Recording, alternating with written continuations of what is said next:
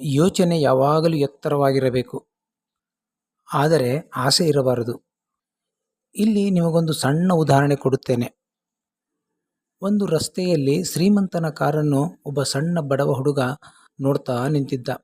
ಶ್ರೀಮಂತನಿಗೆ ಆ ಬಡವ ಬಾಲಕನನ್ನು ನೋಡಿ ಕರುಣೆಯಿಂದ ಕಾರಿನಲ್ಲಿ ಕೂಡಿಸಿಕೊಂಡ. ಆಗ ಬಾಲಕ ಹೇಳ್ತಾನೆ, ನಿಮ್ಮ ಕಾರು ತುಂಬಾ ಚೆನ್ನಾಗಿದೆ.